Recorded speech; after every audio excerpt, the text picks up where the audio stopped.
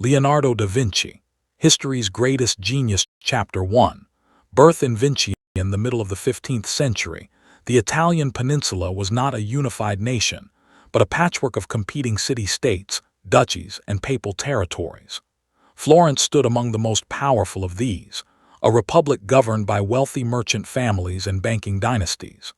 The Medici family had risen to dominate Florentine politics through shrewd financial dealings and strategic alliances.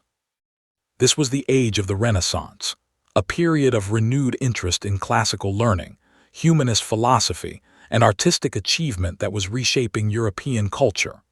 On April 15, 1452, in the small town of Vinci, nestled in the rolling hills of Tuscany, about 20 miles west of Florence, a child was born who would come to embody the Renaissance ideal more completely than perhaps any other figure in history. The infant was named Leonardo. His father, Sir Piero da Vinci, was a successful notary from a family that had held that profession for generations. His mother, Caterina, was a young peasant woman, possibly of Middle Eastern origin according to recent research, though this remains debated among scholars. Leonardo's illegitimate birth profoundly shaped his life. Under Florentine law, illegitimate children could not enter certain professions, including their father's trade as a notary. Sir Piero soon married a woman of his own social class and started a legitimate family, while Leonardo was raised initially by his mother before being brought into his father's household. He grew up neither fully inside nor outside his father's respectable world, a position that may have fostered his independence of thought. The countryside around Vinci provided Leonardo with his first classroom. The hills, streams, rock formations, and diverse plant and animal life became subjects of intense observation. Unlike children educated in the formal scholastic tradition, Leonardo received only basic instruction in reading, writing, and arithmetic. He never mastered Latin as a child, the language of scholarly discourse, which later caused him to describe himself as an unlettered man. This lack of formal education, however, freed him to observe nature directly rather than through the filter of classical texts. His childhood environment, combined with his outsider status, cultivated a curiosity that would define his entire life. *** Sources used. ** Leonardo da Vinci, Walter Isaacson, pp. 3-15 Leonardo da Vinci, The Flights of the Mind, Charles Nicholl, pp. 21-38 Leonardo Martin Kemp, pp. 19-27 ## Chapter 2, Apprentice of Andrea del Verrocchio. Around 1464, when Leonardo was about 12 years old, he moved to Florence. Sir Piero had apparently shown some of his son's drawings to Andrea del Verrocchio, one of the city's leading artists, who recognized the boy's talent and agreed to take him as an apprentice. Florence in the 1460s was Europe's greatest center of artistic innovation. The dome of the cathedral, completed by Filippo Brunelleschi decades earlier, still dominated the skyline as a testament to engineering genius. Wealthy patrons commissioned paintings, sculptures, and architectural projects that attracted the most talented artists from across Italy. Verrocchio's workshop was more than an art studio. It functioned as a comprehensive training ground where apprentices learned painting, sculpture, metalworking, carpentry, mechanics, and basic engineering. Verrocchio himself was a goldsmith, sculptor, and painter who maintained a busy workshop producing everything from bronze statues to festival decorations for the Medici. Young apprentices like Leonardo would have started with menial tasks, grinding pigments, preparing wooden panels, mixing plaster, before gradually being allowed to work on actual commissions under close supervision. Leonardo absorbed an extraordinary range of skills during these formative years. He learned to cast bronze, carve marble, construct architectural models, and design mechanical devices. He studied the geometry of perspective, the chemistry of pigments, and the anatomy necessary for depicting the human form convincingly. The workshop environment was intensely competitive. Multiple apprentices worked side by side, and Renaissance Florence produced a remarkable concentration of artistic talent during this period. The most famous story from Leonardo's apprenticeship concerns the painting of the baptism of Christ. According to Giorgio Vasari, writing several decades after the fact, Verrocchio assigned the young Leonardo to paint one of the angels in this religious scene. When Verrocchio saw that his apprentice's angel surpassed his own work, he allegedly put down his brushes and never painted again. Modern art historians treat this account with considerable skepticism. Technical analysis confirms that Leonardo did paint at least one angel and possibly other portions of the work, and his contribution does show remarkable quality. However, Verrocchio continued to paint after this collaboration, making Vasari's dramatic conclusion appear to be artistic legend rather than historical fact. What remains certain is that Leonardo's talent was recognized early, and by his early 20s he had qualified as a master artist in the Guild of St. Luke. Sources used. Leonardo da Vinci, Walter Isaacson, pp. 23-34 Leonardo Martin Kemp, pp. 31-48 Lives of the Artists, Giorgio Vasari, pp. 253-255 Painting and Experience in 15th Century, Italy, Michael Baxendall, pp. 22-27 Chapter 3. Becoming an independent master by 1477, Leonardo had established himself as an independent master with his own workshop, though he continued to maintain connections with Verrocchio. His early independent commissions, however, reveal a pattern that would persist throughout his career: brilliant beginnings followed by abandoned projects. In 1481, Augustinian monks commissioned him to paint an altarpiece showing the adoration of the Magi. Leonardo produced extraordinarily complex preparatory drawings that demonstrated his innovative approach to composition, arranging figures in dynamic, theatrical groupings, rather than the static arrangements common in earlier religious paintings. Yet he never completed the work, leaving Florence the following year with only an underpainting sketched on the panel. Similarly, his painting of Saint Jerome remained unfinished, showing the hermit saint in a rocky wilderness with a lion at his feet. The anatomical rendering of Jerome's emaciated body, with muscles and tendons precisely observed, demonstrates Leonardo's growing interest in human anatomy. Even in its incomplete state, the painting reveals his method of building up forms through careful observation rather than following conventional formulas. Leonardo's perfectionism partly explains these unfinished works. He constantly revised his ideas, seeking solutions to artistic and technical problems that interested him more than the completion of commissioned pieces. Unlike artists who ran efficient workshops producing multiple commissions, Leonardo worked slowly, often experimenting with techniques and materials. He was simultaneously developing interests that extended far beyond painting. His notebooks from this period show studies of mechanical devices, water movement, and plant forms. For Leonardo, painting was never merely a craft but a science requiring deep investigation into how light, shadow, color, and perspective could represent the natural world. This growing scientific curiosity shaped his artistic practice. He insisted that painters must understand anatomy, geometry, optics, and botany to create convincing representations. His approach to art was fundamentally based on observation. He would spend hours studying how water flows, how light reflects from different surfaces, or how muscles move beneath skin.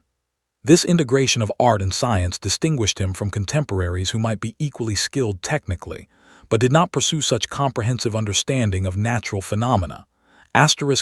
Sources used. Leonardo da Vinci, Walter Isaacson, pp. 75-88 Leonardo, Martin Kemp, pp. 49-68 Leonardo da Vinci, The Flights of the Mind, Charles Nicholl, pp. 143-159 Chapter 4. Milan and the court of Ludovico Sforza in 1482, Leonardo left Florence for Milan, one of the largest cities in Europe with a population exceeding 100,000. Milan was controlled by Ludovico Sforza, who ruled as regent for his young nephew before eventually seizing power himself. Leonardo's move appears to have been facilitated by Lorenzo de' Medici, who sent him as a diplomatic gift of sorts, possibly delivering a silver lyre to Ludovico. According to one account, Leonardo composed a remarkable letter to the Milanese ruler listing his capabilities, focusing primarily on military engineering rather than painting. He claimed expertise in designing portable bridges, siege weapons, armored vehicles, cannons, and fortifications, mentioning his artistic abilities almost as an afterthought. Whether this letter actually secured his position remains uncertain among historians, but Leonardo did indeed enter Ludovico's service as a military engineer, architect, and court artist. He spent nearly 17 years in Milan, his longest period in any single location. During this time, he worked on an extraordinary variety of projects. He designed stage sets and mechanical devices for court festivals and theatrical productions. He planned improvements to Milan's canal system and fortifications. He created architectural drawings for the cathedral and designed a massive equestrian monument to honor Ludovico's father, Francesco Sforza. This bronze horse was to be the largest equestrian statue ever cast, requiring innovative techniques to cast such an enormous work. Leonardo completed a full-scale clay model, which earned widespread admiration, but the bronze designated for the statue was diverted to make cannons during wartime, and the monument was never cast. The most significant artistic achievement from his Milan period was the Last Supper, commissioned around 1495 for the refectory of the monastery of Santa Maria del Grazie. Ludovico Sforza and his wife were patrons of this Dominican monastery, and the mural was intended to serve as a devotional image for the monks dining below it. Leonardo chose the dramatic moment when Christ announces that one of his disciples will betray him. Rather than depicting a serene, static scene as was traditional, Leonardo captured the psychological reactions of the disciples in the instant after Christ's declaration. Each figure responds differently, with shock, denial, anger, or confusion, their gestures and expressions revealing their inner states. The painting introduced revolutionary techniques. Leonardo used mathematical perspective to create the illusion that the room in the painting extends naturally from the actual refectory. He grouped the disciples in 4 sets of 3, creating dynamic compositions on either side of the isolated central figure of Christ. His treatment of light, gesture, and expression surpassed anything attempted in earlier depictions of this scene. Unfortunately, Leonardo's experimental painting technique proved disastrous for the work's preservation. Instead of using traditional fresco technique, which required working quickly on wet plaster, he developed a method that allowed him to work slowly and revise details. This method, however, caused the paint to deteriorate rapidly, and the painting began flacking within Leonardo's lifetime. Despite its poor condition, The Last Supper immediately established Leonardo's reputation as an artist of unparalleled ability. Sources used. Leonardo da Vinci, Walter Isaacson, pp. 140-168 Leonardo, Martin Kemp, pp. 98-124 Leonardo da Vinci, The Flights of the Mind, Charles Nicholl, pp. 234-267 Leonardo da Vinci, Kenneth Clark, pp.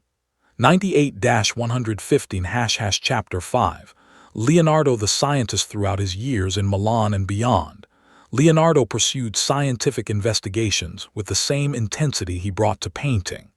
His notebooks reveal a mind constantly questioning, observing, and attempting to understand the fundamental principles governing the natural world. These investigations ranged across disciplines that would later be separated into distinct sciences, but which Leonardo approached as interconnected aspects of a single study of nature. His anatomical studies began seriously in the 1480s and continued for decades.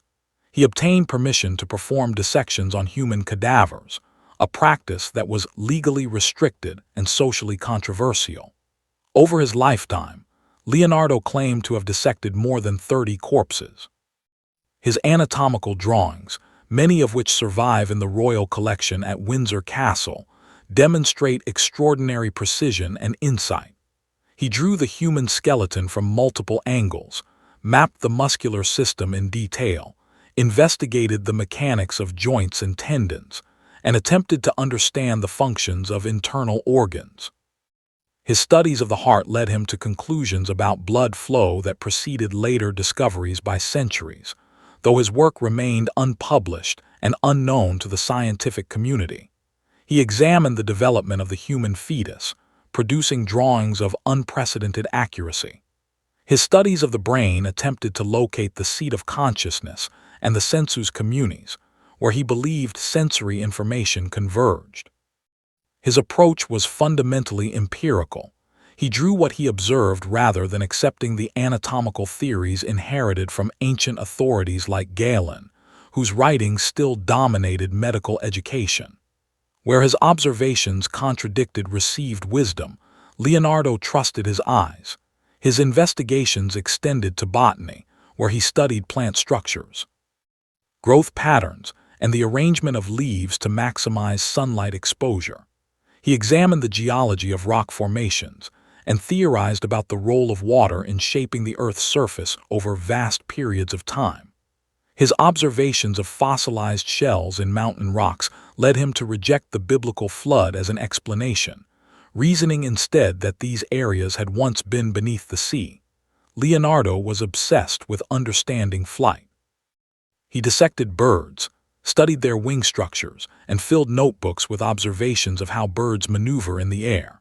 He designed numerous flying machines based on these studies, though there is no credible evidence that he ever constructed a full-scale working model or attempted human flight. His investigations combined careful observation with mechanical reasoning, attempting to understand both the anatomical structures that enabled flight and the aerodynamic principles involved. His studies of water, which he called the driver of nature, produced detailed observations of turbulence, vortices, waves, and currents. He investigated optics and light, studying how light reflects from various surfaces, how distance affects the appearance of objects, and how the eye perceives color and form. His work on perspective and proportion connected his scientific and artistic interests, as he sought mathematical principles underlying visual beauty. Leonardo's notebooks employed mirror writing, script that runs from right to left and is most easily read in a mirror. Various explanations have been proposed: that it was a code to protect his ideas, that it was natural for a left-handed person, or simply a personal preference. Most scholars now consider it primarily a practical choice for a left-handed writer that had the additional benefit of keeping his hand clean and preventing smudging. He recorded his observations in Italian rather than Latin, further distancing his work from academic traditions. Despite the brilliance of his investigations, Leonardo's scientific work had almost no impact during his lifetime or for centuries afterward. He never published his findings, never organized his notebooks into systematic treatises, and shared his discoveries only with a small circle. His approach to science was largely observational and descriptive rather than theoretical. He rarely conducted controlled experiments in the modern sense, and many of his conclusions remained speculative. While his anatomical drawings were astonishingly accurate, and his observations often anticipated later discoveries, he also accepted various incorrect medieval theories about physiology and natural philosophy. The myth of Leonardo as a scientist who single-handedly anticipated modern discoveries requires correction. He was a brilliant observer and innovative thinker, but he worked within the limitations of his era's knowledge and methods. *** Sources used. ** Leonardo da Vinci, Walter Isaacson, pp. 169-28, 327-365 Leonardo, Martin Kemp, pp. 195-244 Leonardo da Vinci, Rediscovered, Carmen C. Bambach, pp. 156-189 Leonardo da Vinci, Kenneth Clark, pp. 136-164 Chapter 6 Masterpieces that changed art forever. Leonardo's paintings, though few in number, transformed the practice of art in Renaissance Europe and established standards of excellence that influenced painters for centuries. Among his approximately 15 surviving paintings, several stand as landmarks in the history of Western art. Virgin of the Rocks exists in two versions, one in the Louvre and another in the National Gallery in London. The earlier version, painted in Milan in the 1480s, shows the Virgin Mary with the infant Christ, the infant John the Baptist, and an angel in a mysterious rocky landscape. Leonardo placed religious figures in a setting unlike traditional gold background sacred paintings, creating a naturalistic grotto with geologically plausible rock formations and botanically accurate plants. His use of light and shadow modeled the figures with unprecedented subtlety, and the complex arrangement of gestures and gazes created visual connections between the figures. The Lady with an Ermine, painted around 1490, portrays Cecilia Gallerani, the young mistress of Ludovico Sforza. The painting demonstrates Leonardo's ability to capture both physical appearance and psychological presence. Cecilia turns to her left, her body oriented one way while her head twists in the opposite direction, creating dynamic movement unusual in portraiture of the period. The ermine she holds was both a symbol of purity and a pun on her name, as the Greek word for ermine resembles her surname. The painting's background has been overpainted by later hands, but the figure itself shows Leonardo's characteristic sfumato, the subtle blending of tones without harsh outlines that created the illusion of three-dimensional forms emerging from shadow. The Last Supper, despite its deteriorated condition, remained Leonardo's most celebrated composition. Copies and engravings spread throughout Europe, influencing countless artists who studied its revolutionary treatment of narrative, perspective, and psychological drama. The Mona Lisa, painted after Leonardo returned to Florence around 1503, became the most famous painting in the world, though its current celebrity dates primarily from the 19th century and was amplified by its theft from the Louvre in 1911. The painting shows Lisa Gherardini, wife of a Florentine silk merchant named Francesco del Giocondo, seated in a chair with a distant landscape behind her. Leonardo's technique achieved extraordinary effects. The sfumato creates soft transitions between light and shadow, particularly around the eyes and mouth, giving the face a lifelike quality and the famous ambiguous expression. The atmospheric perspective in the background, where distant mountains fade into blue haze, demonstrates his understanding of how atmosphere affects the appearance of distant objects. Leonardo worked on the painting for years, continually refining details and possibly never delivering it to the patron who commissioned it. He carried it with him to France and apparently continued working on it near the end of his life. The composition influenced portraiture fundamentally, establishing conventions for pose, setting, and atmospheric treatment that became standard. The painting's fame rests on its technical mastery, its psychological subtlety, and the mysterious quality that Leonardo achieved through his painstaking technique. The Virgin and Child with Saint Anne, another work Leonardo continued revising over many years, shows three generations, Saint Anne, her daughter Mary, and the infant Christ, in a complex pyramidal composition. The figures intertwine in ways that suggest movement and relationship while demonstrating Leonardo's mastery of human anatomy and gesture. These paintings established Leonardo's reputation not merely as a skilled craftsman, but as an intellectual who elevated painting to the status of a liberal art requiring comprehensive knowledge of mathematics, anatomy, optics, and natural philosophy. His influence shaped the development of high Renaissance art and affected the course of European painting for centuries. Sources used. Leonardo da Vinci, Walter Isaacson, pp. 229-82, 466-503 Leonardo da Vinci. The Complete Paintings and Drawings, Frank Zöllner, pp. 158-234 Leonardo, Martin Kemp, pp. 245-287 Leonardo da Vinci, Kenneth Clark, pp. 116-135 Chapter 7. Engineering, Inventions, and the myth of Leonardo. Popular culture has transformed Leonardo into a mythical figure who invented helicopters, tanks, automobiles, and submarines centuries before they could be built. The reality is more complex and requires careful distinction between Leonardo's actual contributions and later exaggerations.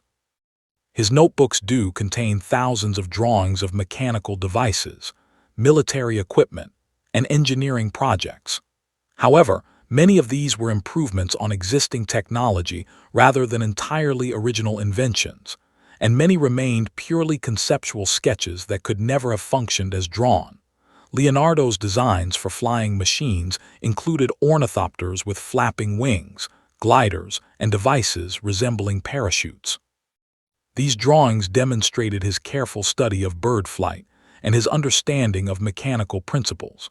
However, there is no reliable evidence that any full-scale flying machine was built or tested during his lifetime. A famous story claims that one of his assistants tested a flying device from Monte Cesare near Florence, but this account appears only in later sources and lacks contemporary documentation. The materials and power sources available in Leonardo's time made powered human flight impossible regardless of design. His military engineering drawings included designs for armored vehicles that superficially resemble modern tanks, but these designs had serious practical limitations. The proposed mechanisms for moving them would not have provided sufficient power, and the occupants would have faced problems with visibility, ventilation, and maneuverability. Some historians suggest Leonardo deliberately included flaws in military designs to prevent their actual use. His designs for weapons, fortifications, and siege equipment often adapted existing technology rather than introducing fundamentally new concepts. He did make genuine contributions to engineering, particularly in hydraulics and mechanical systems. His designs for canal locks, water-lifting devices, and systems for controlling water flow showed sophisticated understanding of fluid dynamics and mechanics. His architectural drawings and urban planning sketches demonstrated innovative thinking about city design, though few of his architectural projects were realized. Leonardo worked extensively on automata and mechanical devices for entertainment. He designed mechanical lions for court festivals and studied the mechanics of gears, springs, and linkages. These investigations contributed to the development of clockwork mechanisms and automated devices, though again, Leonardo built on existing knowledge rather than creating entirely new fields. The popular image of Leonardo as the inventor of virtually every technology requires significant correction. He was a brilliant observer, a skilled draftsman, and an innovative thinker who explored mechanical principles with unusual creativity. Many of his designs were impractical or impossible with available technology. Many adapted or improved existing devices rather than inventing entirely new ones. His engineering work remained largely unknown to later generations until his notebooks were rediscovered and studied centuries after his death, meaning his ideas had little direct influence on the actual development of technology. Sources used. Leonardo da Vinci, Walter Isaacson, pp. 283-326 Leonardo, Martin Kemp, pp. 145-194 Leonardo da Vinci, The Flights of the Mind, Charles Nicholl, pp. 268-294 Chapter 8, Final Years in France and Lasting Legacy in 1516. At age 64, Leonardo accepted an invitation from King Francis I of France and left Italy for the last time. Francis, who had recently conquered Milan and admired Italian culture intensely, offered Leonardo the title of premier painter, engineer, and architect to the king, along with a generous stipend and a comfortable residence at the Château du Clos Lucé near the royal château at Amboise in the Loire Valley. Leonardo brought with him several paintings, including the Mona Lisa and possibly the Virgin and Child with Saint Anne, which he apparently continued to refine. His final years were spent more in contemplation and conversation than active work. Francis I valued Leonardo's company and intellect, and according to later accounts, the young king visited Leonardo frequently to discuss art, science, and philosophy. Leonardo's right hand had become partially paralyzed, possibly from a stroke, which may have prevented him from painting but not from drawing or supervising assistants. He continued to work on engineering projects, including designs for a palace and new town for the king, and for canal systems in France, though these projects remained unrealized. Leonardo died on May 2, 1519, at Clos Lucé. A legend recorded by Vasari claims he died in the arms of King Francis, but historians have demonstrated this was impossible as the king was elsewhere at the time. Leonardo was buried in the chapel of Saint Hubert at the Château d'Amboise. During later religious wars, the chapel was damaged and Leonardo's grave was disturbed, making the precise location of his remains uncertain. He left his notebooks and drawings to his devoted assistant Francesco Melzi, who preserved them carefully but never succeeded in organizing them for publication. After Melzi's death, the notebooks were gradually dispersed.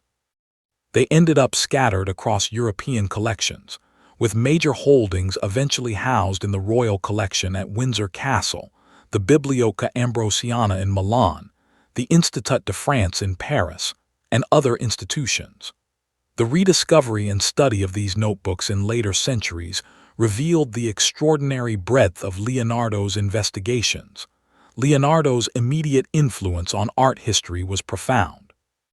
His techniques, compositional innovations, and elevation of the artist's intellectual status shaped the development of high Renaissance painting. Artists including Raphael, Andrea del Sarto, and countless others studied and absorbed his methods.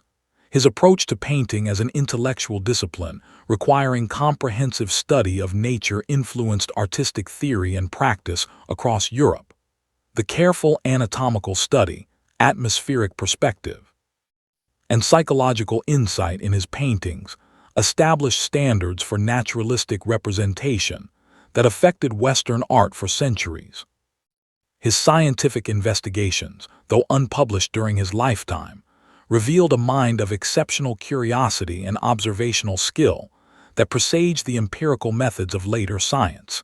Even if his direct influence on scientific development was limited by the private nature of his work, and the long delay before his notebooks became widely known. Sources used. Leonardo da Vinci, Walter Isaacson, pp. 504-523 Leonardo da Vinci, The Flights of the Mind, Charles Nicholl, pp. 473-491 Leonardo, Martin Kemp, pp. 288-305 Lives of the Artists, Giorgio Vasari, pp. 280-990.